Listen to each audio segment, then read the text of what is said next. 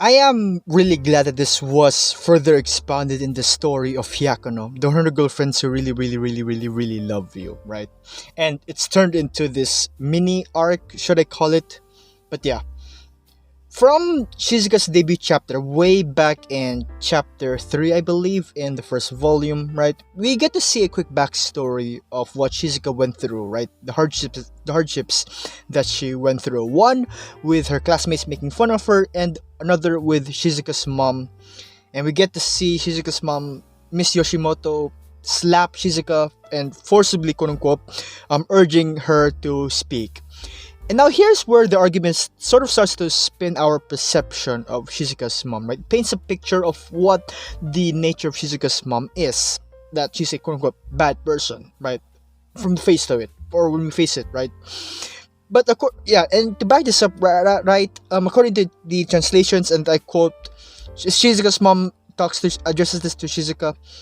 Enough, just talk already. You'll never say anything if you keep using that stupid book, which is referring to a Circlet of Love story, Shizuka's favorite novel. Speak, speak, why do you have to be so strange?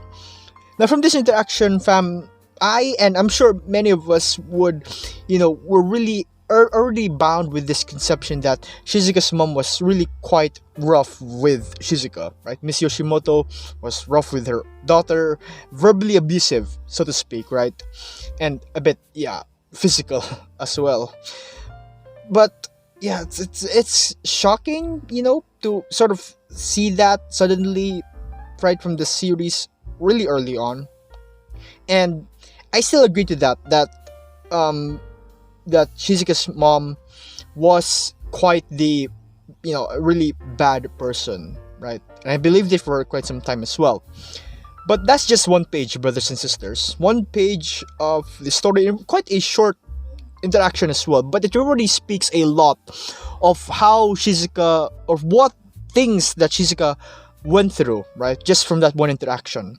And thankfully enough, and beautifully so, this entire conflict is now then addressed in chapters 134 and 135. This whole mini arc revealed the truth about everything. And it will shock you. Sorry for that sort of, weird Darman-ish segue, but yeah, as a communication student, we're always taught to look at the sides of both the sides of two sides of the story, right? To look at different angles and to get as much information as we can to really get a bigger picture, right? And yeah, this is exactly what this sort of chapter, brings up as well. The side of how Shizuka's mom wanted to approach the situation. So to briefly recap, right, these two chapters, Shizuka's mom confiscated Shizuka's phone, right? And Shizuka is really cute when she does charades. Nano asks Shizuka about her problem, and their bond strengthens. Both of them contacted Rentaro to talk about the situation, and of course, knowing Rentaro, he already knows that there's something wrong with Shizuka, but he doesn't really get to press on with it further because he wants to respect her privacy, right, and all that. He wants to respect her wishes. If she doesn't want to talk about it, then he's just gonna leave it at it. Such a Chad. But moving on. So yeah, Shizuka and Rentaro went to talk with Shizuka's mom, with Miss Yoshimoto, and that's where the balls sort of started rolling in chapter 135. It's mostly just this dialogue between the three of them, and all of the points were, and just the way that the story went through was just so amazing and beautiful, and I really love it. And at the end of all this, Shizuka's mom became more understanding, became more accepting to Shizuka as a person. Now, I'm not gonna go into every detail of the entire conversation, right? Because I highly recommend that you go through this journey of emotions yourselves. It's incredibly beautiful. But I do want to point out one of the few things that I, want to address, or want to talk about at least, from their conversation, right? And that is the reason why Shizuka's mom, why Miss Yoshimoto, was so harsh towards her own daughter. And it's because, simply put, or in a way, she's really worried that if Shizuka continues to communicate with the way she is, right? To communicate, which at the time was through the book and not through the app, right? To communicate to the way that she is, right? She would face a lot of hardships in society. And let's be real, fam, that's kind of true, right? If you're a working adult, it's gonna be difficult, I suppose, for you to to communicate just by using a book. And it's quote unquote weirdly enough as well, right? And that's the sort of fear that Shizuka's mom was had, right? Has for her daughter. And sure enough, we even do get to see that happening from to Shizuka when we get to see her when we saw her classmates making fun of her, right, in the backstory. And now Shizuka's mom, her approach in trying to solve that problem was to be really quote unquote strict with her, strict, and trying to get her to speak normally, right? And forcing her way to make Shizuka talk. And although that sort of her intent is good, the way she wanted to be, well, she wanted Shizuka to be normal, right? Even when she's no longer around, was still there. That's the whole point of why she's so, driven to do this, to go as far as to hit her own daughter and to call her strange, right? Especially at such a young age, it's kind of messed up, right? But of course, brothers and sisters, this is not the way to go about it. This is not the way we want to address things, right? This is not the way we go about telling our emotions to people, or the way we even treat people, right? For not being quote unquote normal, right? As a communication student, sorry if I keep repeating this, right? But one of the best lessons that I've learned, and I can apply, right? I will apply within this field, is the concept of transparency, openness to address concerns if needed, and give chances to explain the side of the story to see the bigger picture.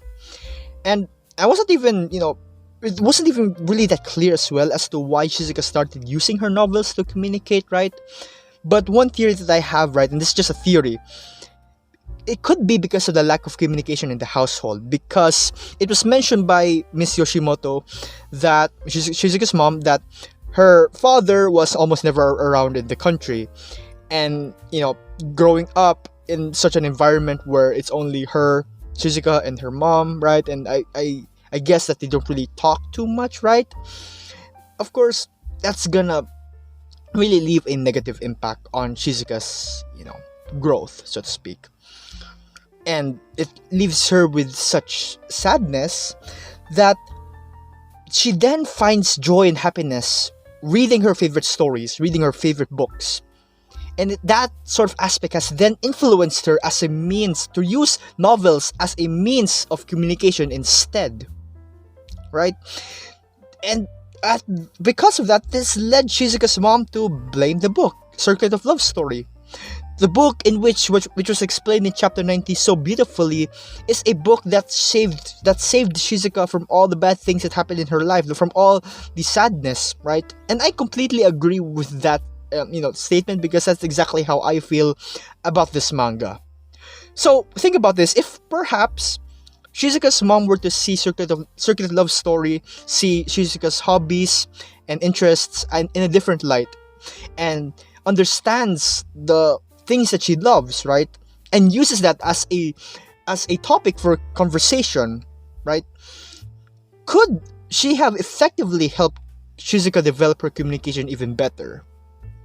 And hypothetically, so even after so long, Shizuka still hasn't able to get comfortable with speaking through words, then is that the only time where you really do have to be stricter with her? Or would you continue showing love and care and support to her hobbies, the things that she loves? To be honest, there's actually a lot more that we could still unpack from this entire mini arc, I don't know. But yeah, it's incredibly beautiful, and I really love the way that it's being brought up, and as a parent, or for you parents, right? If you're watching this, of course, it is totally within the right of Shizuka's mom to be concerned for her daughter's future. For you parents to be concerned for your child's future.